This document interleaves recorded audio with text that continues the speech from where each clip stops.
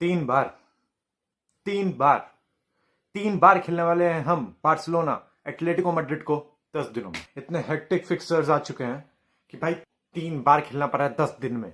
मैं भी बड़बड़ा रहा हूं, कुछ भी बोल रहा हूं कि भाई मैं पगला गया हूं, इस टीम को मुझे नहीं खेलना। ये टीम भाई मतलब इतना रंग बदलती है। किसी दिन ये तो भाई पेप ग्वार्डियोला की बारसा बन जाती है, किसी दिन तो भाई हराम बॉल, बिल्कुल हरामी बन जाते हैं ये लोग।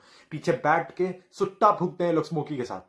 हम लोग गोलकीपर के साथ ये लोग सुट्टा फूकते हैं कि हम लोग गोलकीपर को पता है ये लोग उधर आएगा ही नहीं, तो वो लोग साथ जाकर सुट्टा पीते हैं कि ये लोग इधर आएगा नहीं, ये लोग अपनी पास रहेगा। इतना हरामी बॉल खेलते हैं, कभी कभी इतना हलाल बॉल खेलते हैं, जैसे जब हमें 4-0 हराए थे इन्होंने। अभी भी याद है वो पल भाई। वो समय में मैच ही नहीं देखा था, शुक्र है नहीं देखा था, बट जब मैं स्कोर लाइन देखा मेरा रोंगटे उठ गया था। 4 गोल, हमको लगा कि भाई ग्लिच हुआ है क्या, इतना गोल कैसे वो मार देता है बारसा पे। लाइक मार तो सकता है बहुत गोल, सविया भी मारी थी, बट भाई हम भी मारते हैं, बट नहीं मारे उस दिन। बट एक चीज था उस समय, उस दिन एक चीज था, सबसे बड़ा बेनिफिट जो था मैड्रिड के पास, एटलेटिको मैड्रिड के पास, वो था उनका पिच। उनका पिच इतना गंदा था एंड दे न्यू इट। उनको 2-3 दिन पहले से, 2-3 गेम से पहले ही पता चल गया था कि उनका पिच बहुत बेकार है। So they knew what they were going to play on. हमें नहीं पता था। जोआन गार्सिया को जो मिस्टेक वो इतना बैकलैश मिला था जोआन गार्सिया को उस समय, बट उसका कोई गलती नहीं था, उसको पता ही नहीं था ball would be bouncing that much. Eric Garcia ने पास दिया, उसको लगा कि भाई वो देखने लगा ऑप्शंस, तब तक उसका बॉल भाई पास किया, उछलने वाला तो उछला ही नहीं क्योंकि भाई पिच इतना बेकार है। But this time we know कि भाई पिच बहुत बेकार होने वाला है। तो स्टड्स पहन के भाई हांसी फ्लिक भी बोला स्टड्स अपना लेके आओ, स्टड्स तुम लोग आए, अगर तुम फिसलोगे तो तुम्हारा गलती है। तो भाई एटलेटिको मैड्रिड के साथ बारसा खेलने वाली 3 बार 10 दिनों में। कल का बात करते हैं। कल 12:30 बजे, लाइक 5 को, टू बी एग्जैक्ट 5 को 12:30 बजे है match Barça versus Atletico Madrid का।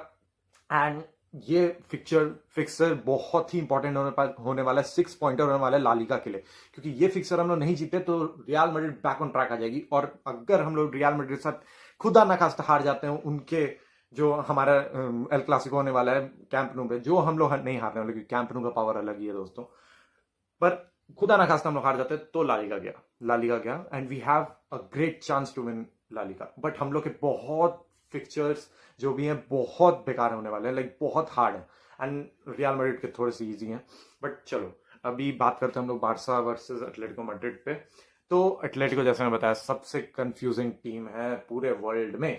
जितना कंफ्यूजिंग एक समय पे हमें लेवा और फेरान को लेकर आ रहा था कि जब फेरान खेलता है तो वो सिट खेलता है, जब लेवा आ जाता है सब तो भाई वो अच्छा खेलने लगता है, बट लेवा को स्टार्ट करो तो फेरान अच्छा खेलने लगता है, बट लेवा बेकार कर लेता है। वैसे ही उतना कंफ्यूजिंग है एटलेटिको मैड्रिड। किसी दिन भाई ऐसा तोड़ेंगी कोई टीम को, जैसे लगेगा कि भाई भाई पेप ग्वार्डियोला की बारसा है, बट किसी दिन इतना गंदा खेलेंगी कि 4 गोल खा जाएंगी। कभी कभी डिफेंसिवली इतना अच्छा करेंगी, बट कभी कभी डिफेंसिवली बहुत बेकार करेंगी। तो सिमियोनी की टीम मतलब ये साल कुछ अलग ही भांग फूक के आए हैं, कुछ भी कर रहे हैं वो लोग। तो इतना कंफ्यूजिंग टीम को तो भाई हम लोग नहीं जान सकते क्या वो लोग करेंगे। बट अगर हम लोग थोड़ा बहुत प्रीव्यू पाए ये गेम का, तो थोड़ा बहुत लाइनअप वी कैन प्रेडिक्ट कि क्या लाइनअप होने वाला है। बार्सिलोना की सेम लाइनअप होने वाली है दोस्तों। जोआन गार्सिया जो हमारे गोलकीपर रहेंगे, ऑफकोर्स वो नहीं रहेंगे तो भाई सुपरमैन नहीं रहेंगे तो हम लोग क्या होगा जिंदगी में। फिर लेफ्ट बैक पे हम लोग का जरूर जाओ कैंसेलो रहेगा। बाल्डे वापस आ गया दोस्तों, बाल्डे वापस आ गया, बट वो नहीं खेलेगा क्योंकि भाई फर्स्ट ही गेम में उसको back on the playing field हम नहीं डाल सकते, वो भी एटलेटिको मैड्रिड के वो पे अगेंस्ट। हो सकता है सेकेंड हाफ में 68 मिनट या 78 मिनट के बाद आ जाएगा। बट हाँ, कुबारसी मार्टिन की जोड़ी रहनी चाहिए और जोड़ी रहनी ही चाहिए। एरिक गार्सिया आ गया है, आई नो हांसी फ्लिक तुझे एरिक गार्सिया पता नहीं क्या पसंद है, एरिक गार्सिया तेरा बच्चा है, बट नहीं, जेरार्ड मार्टिनी खेलना चाहिए, माल्डिनी खेलना चाहिए भाई। वी नीड एलसीबी जो लेफ्ट हैंड से मतलब लेफ्ट लेग अपने यूज करे, क्योंकि भाई वो एंगल्स जो हम लोग देता है ना वो सबसे बेस्ट रहता है। जेरार्ड मार्टिन का कितना सारा गेम्स और क्या अच्छे से पास, न्यू कासल का वो पास देखा था बिल्कुल रफीनिया को, रफीनिया फिर फर्मिन को देता है, Fermin goes on to just score the goal. तो वो वाला पास हमें बहुत जरूरत पड़ेगी एटलेटिको की, क्योंकि एटलेटिको की इस बार मिडफील्ड में लोरेंटे नहीं है। तो अभी उन पे आएंगे, अभी बारसा बात करते हैं। तो कुबारसी तो रहेगा ही रहेगा, हमारा कुबा बच्चा वो तो रहेगा ही। और हम मुझे लगता है एरिक गार्सिया राइट बैक के रोल में आएगा क्योंकि जावियर स्पार्ट को नहीं खिला सकते हम, और कुंडे अभी वापस आए, जाओ कैंसेलो लेफ्ट पे खेल रहे, तो हमको लगता है Eric Garcia will be starting at right back. और हमारे 2 मिडफील्डर्स लाइक ऑलवेज पेड्री तो बिल्कुल है ही, और अभी भी फ्रेंकी डियोन नहीं आए हैं, वो सेविया के गेम तक शायद आ जाएंगे, जो अभी 6-7 दिन बाद है, तो तब तक वो आ जाएंगे। तो अभी के लिए खेलेंगे मार्क बर्नर जो बहुत अच्छा खेल रहे हैं, स्कोरिंग गोल्स, और एटलेटिको के खिलाफ तो उन्होंने 2 गोल मारा था, जो बहुत बिटर स्वीट है भाई। ये साल हम लोग 3 बार खेल रहे हैं उन्हें, 2 बार जीते हैं, 1 बार हारे, बट 1 बार हारे ही ऐसा है कि 4 गोल से हारे, जबकि हमने उन्होंने हराया भी है। जैसे लाइक एग्रीगेट गोल से माना जाता है, एग्रीगेट हम लोग का गोल्स ज्यादा है, जैसे 3+3+3 जो 9 हो जाता है, वो लोग का बस 6 या 8 गोल उन्होंने माने, तो तब भी बट वो 4 गोल जो उन्होंने मारे थे उसमें से 2 हमारी गलती थी, क्योंकि एक तो वही स्टेडियम की वजह से, वो पिच की वजह से, और एक और गलती थी, तो वो तो मान लो भाई। तो अटैकिंग में रफीनिया नहीं है सबसे बड़ा जो बार्सिलोना के पास, फ्रेंकी डियोन नहीं है, कोई बात नहीं, बर्नाल है, बट रफीनिया का बैकअप कोई नहीं है अभी at this point. Rashford is a totally different beast, he is a beast but he is not a running beast. भाई हम लोग को रनिंग बीस्ट चाहिए जो रैशफोर्ड नहीं देते। तो हो सकता है हम लोग का लाइनअप रैशफोर्ड ना हो, लमीन और लेवेंडोस्की तो रहेंगे, क्योंकि अभी लेवेंडोस्की जैसे देखने में आ रहा है बहुत सारे गेम से लेवेंडोस्की स्टार्ट कर रहे हैं, तो मुझे लगता है कि लेवेंडोस्की ही फर्स्ट चॉइस स्ट्राइकर है, तो फेरान तो नहीं स्टार्ट करेंगे।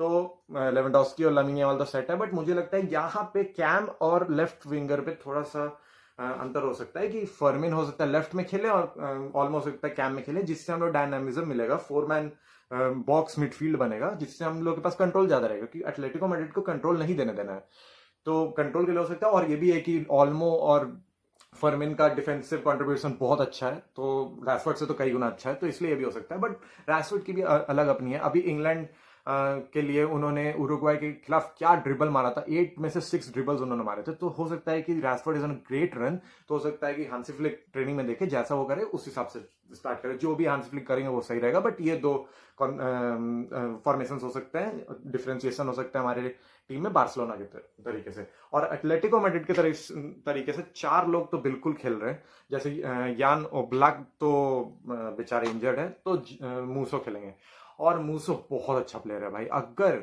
वो एटलेटिको मैड्रिड और बारसा के सेकंड लेग में जो मैच हुआ था 3-0 हमने जीता था, वो अगर मूसो वहां नहीं रहता, और अगर जैसे कोई इनियाकी पेनिया जैसा गोलकीपर होता, हम वो मैच जीत रहे रहते, हमने रेमोटाडा कर लिया था। But मूसो came in so clutch भाई, टीबोट कोर्तुआ बन गया था वो, जोआन गार्सिया बन गया था वो, इतना अच्छा खेल रहा था।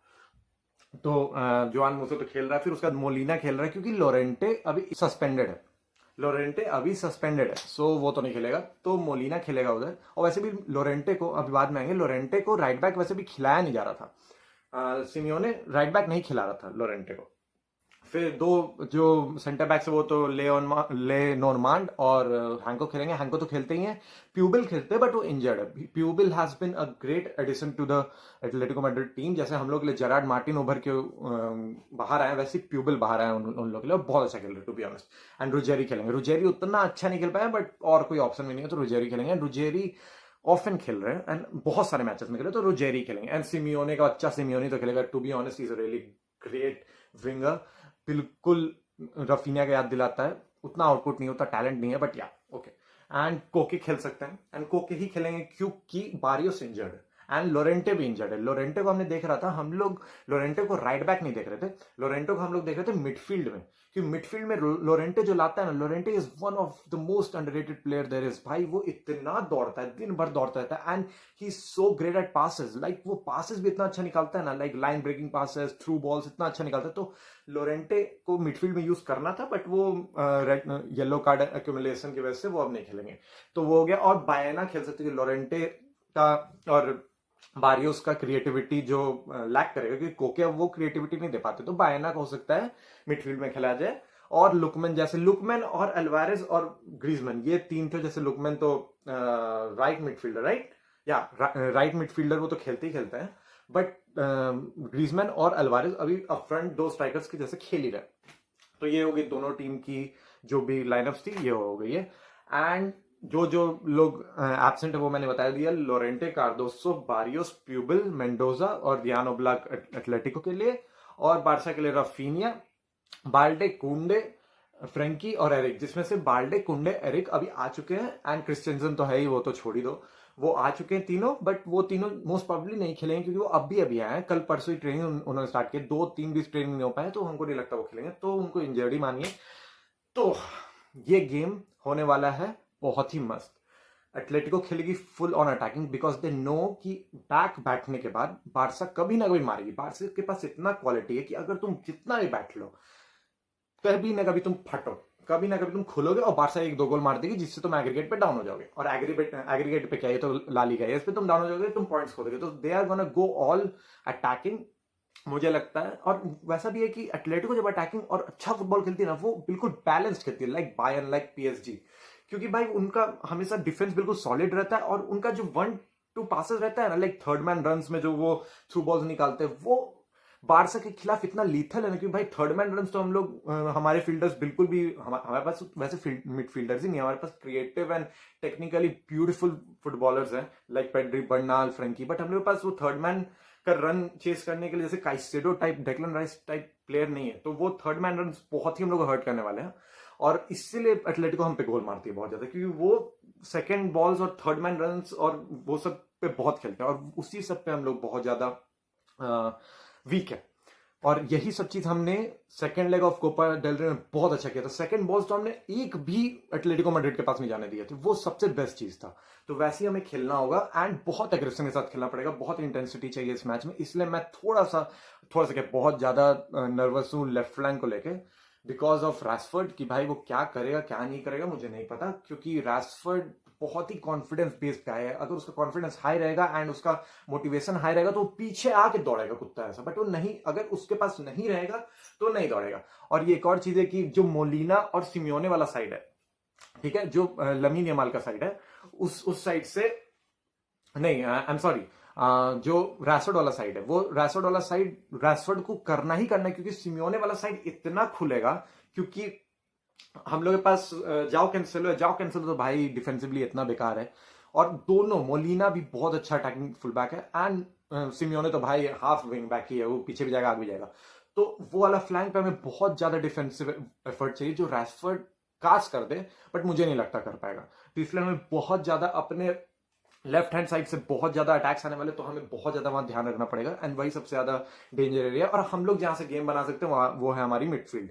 Fermin is on a classic run, बहुत फायर खेल रहा है भाई। अभी स्पेन के खिलाफ लोगों ने देखा फर्मिन को पहली बार, बहुत लोगों ने पहली बार देखा, वो चौंधिया आ गए। ब्रूनो को बोले तो, ब्रूनो फर्नांडिस को बोले the best attacking midfielder in the world, which I agree he is, but he is also 30 year और 31 years old.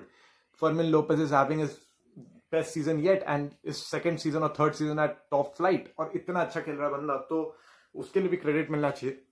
So I really think Barça को सबसे ज्यादा थर्ड मैन रन्स को रिकवर करना होगा। वो लेफ्ट हैंड साइड में जहां पे रैशफोर्ड और जाओ कैंसेलो, वहां पेड्री और बर्नाल और ओल्मो, या तो फर्मिन जो भी खेल रहा है उसको बहुत ज्यादा हेल्प करना पड़ेगा।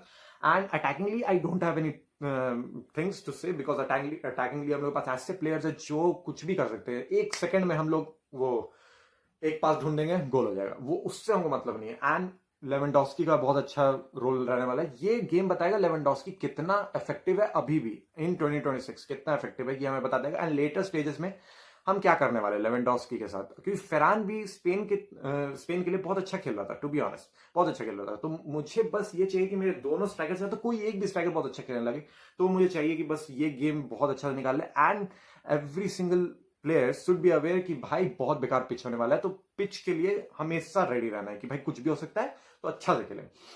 यही है, और तो कुछ नहीं है। बस वी ऑल थिंक कि भाई बारसा ही जीतने वाली है, मुझे भी लग रहा है बारसा जीतेगी। एंड आई डोंट थिंक कि बहुत ज्यादा गोल्स जीतेगी। बारसा के पास भी अपने प्रॉब्लम्स है एट दिस पॉइंट, एंड सब लोग अभी वापस आ रहे हैं अपने अपने नेशनल टीम से। एंड एटलेटिको मैड्रिड के पास ये एडवांटेज है क्योंकि उनके बहुत सारे प्लेयर्स अर्जेंटीना से है, तो वो लोग बहुत यूनाइटेड रहते हैं जब भी। जो भी प्लेयर्स है वो डिफरेंट नेशनल टीम से आते हैं, बट बहुत ज्यादा ग्रुप्ड है उन लोगों का, तो मोमेंटम वो लोग के पास है। हम लोग का हर एक प्लेयर, 4 प्लेयर जाता है स्पेन में, कोई जाता है उरुग्वे, कोई जाता है, ये स्पेन में बहुत सारे जाते हैं, बट ज्यादातर स्टार्ट नहीं करते। तो उसमें 2 ही 3 स्टार्ट करते थे, पेड्री, यमाल, कुबार्सी। तो हमें थोड़ा सा डिफिकल्ट हो सकता है, बट वो हांसी फ्लिक पे है, वो कितना अच्छे से तैयार कराता है हमारी टीम को। So I think and I am going for a 3-1 victory to Barcelona. And कुछ भी हो सकता है भाई कुछ भी हो सकता है, but I am gonna watch this match, because मैं जब भी बार्सिलोना का मैच नहीं देखता हूँ बार्सिलोना हार जाती है। तो देखना तो पड़ेगा, मेरे कंधों पे बहुत बड़ा भार है।